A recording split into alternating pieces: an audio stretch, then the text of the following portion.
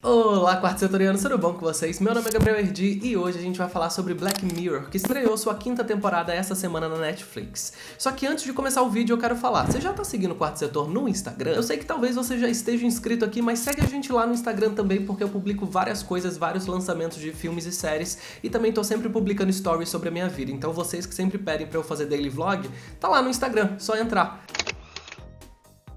O primeiro episódio conta a história de dois amigos da faculdade, o Carl e o Danny, e a gente vê um pouquinho da vida deles de antigamente, como que era o cotidiano, eles dividiam um apartamento, mas principalmente a gente tem um foco num jogo que eles adoravam, que era estilo Street Fighter e se chamava Striking Vipers. A gente tem um pulo temporal e é o aniversário de 38 anos do Danny, então se passaram 11 anos aí. Ele já tá casado com a namorada dele, que é a Tel, e já tem um filho. E nesse aniversário, o Carl aparece e presenteia ele com o jogo Striking Vipers, só que nova versão que é em realidade virtual. Naquela noite os dois se encontram dentro do jogo e acontece uma das coisas mais inesperadas. Acontece um romance entre os dois. E aí a gente vê o dia a dia desse caso que está se desenvolvendo e isso abre um questionamento, que é o que Black Mirror mais sabe fazer sobre essas questões pós-modernas. Por ser uma realidade virtual, seria considerado uma traição de verdade ou não? E aí essa resposta vem dentro do próprio episódio, quando o Carl acaba contando pro Danny que ele está se apaixonando por ele.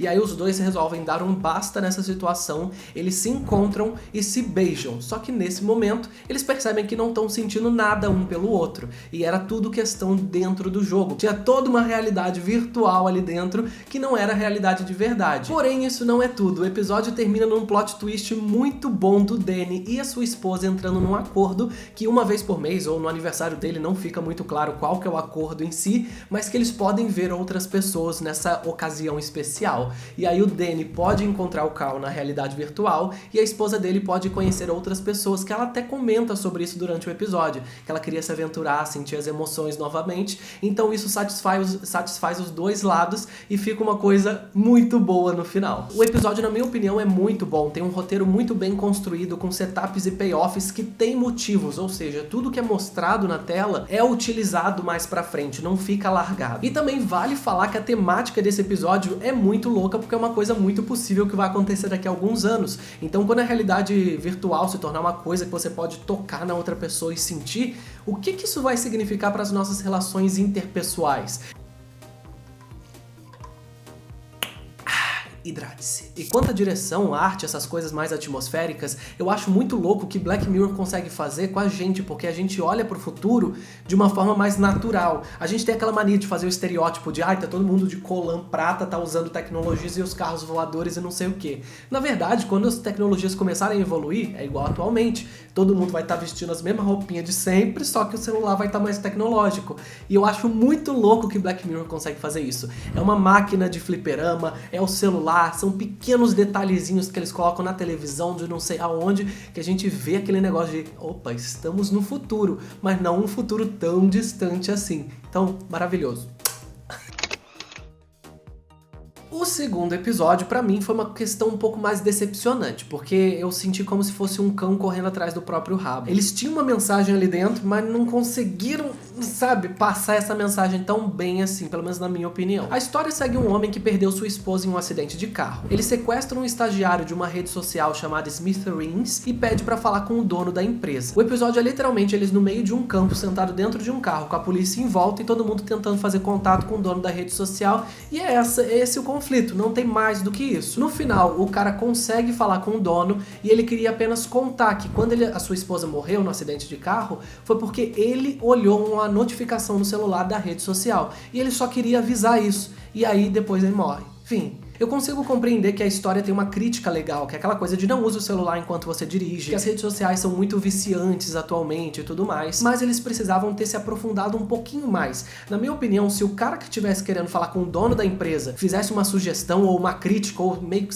a esposa dele morreu por causa disso. Falasse, por exemplo, que, enquanto o carro estiver em movimento, o celular detecta a velocidade e aí todas as notificações são bloqueadas. Vai que ele dá essa ideia pro dono da empresa, entendeu? Isso seria uma ideia pra nossa nossa própria sociedade. Essa seria a crítica. Porque imagina só se Instagram, Facebook, essas coisas todas, enquanto você tivesse acima de, sei lá, 20 km por hora, tivessem bloqueado as notificações. Seu celular não vibra enquanto você estiver dentro de um carro. Na minha opinião, eles tinham que ter tocado na ferida da sociedade um pouco mais, porque Black Mirror costuma fazer isso. Eles chegaram muito na superfície, precisavam ter se aprofundado um pouco mais. Na questão atmosférica, a fotografia e a arte foram bem básicas, porque o episódio se passa em 2018.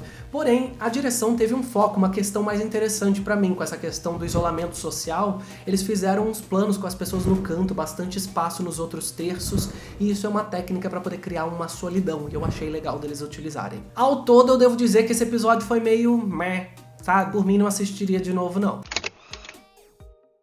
As propagandas desse episódio da Miley não foram exageradas, realmente foi um episódio para poder fechar a temporada com chave de ouro. Ele parecia um filme completo e muito bom. A história é sobre Ashley O, uma estrela pop que lança uma linha de bonecas com inteligência artificial.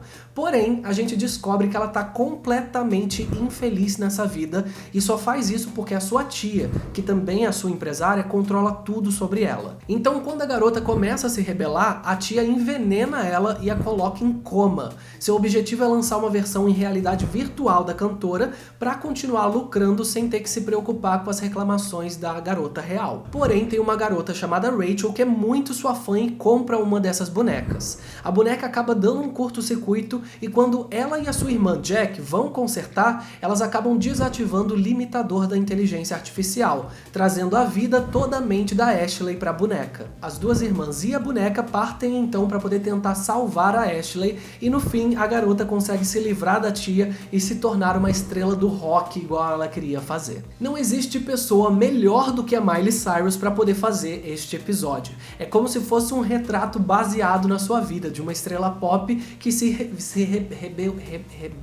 rebela. Isso. Eu sinceramente senti como se eu estivesse assistindo um filme. A Miley e todas as outras atuações foram muito boas, tipo, muito boas mesmo. Quando tinha cenas de drama, eu ficava parado pensando, gente, não é que a Miley atua bem mesmo? O enredo é sim um pouco clichê em alguns aspectos, de uma estrela pop se rebelando, uma garota excluída na escola, duas irmãs que não se dão bem, mas eles conseguem se salvar com essa originalidade do Black Mirror, que coloca questões mais dramáticas, mais escuras, inteligência artificial e temáticas mais pesadas mesmo, tipo uma tia colocando a sobrinha em coma para poder extrair música de dentro da cabeça dela. Então essas loucuras todas é uma originalidade que salva toda essa temática que seria de outra forma extremamente clichê. Dito isso, a direção e a montagem foram bem basiconas, bem comerciais, né, que é aquela coisa de não tem nada autoral, não tem nada que chame a atenção, mas tão boas ali. Já a trilha musical foi uma coisa interessante, porque tem música de estrela pop lá dentro, então eu já tô vendo que todo mundo vai começar a procurar essas músicas no Spotify para começar a ouvir já já. A fotografia e a arte, por outro lado, foram bem interessantes. A fotografia conseguiu trabalhar muito bem com contraste e foco de luz,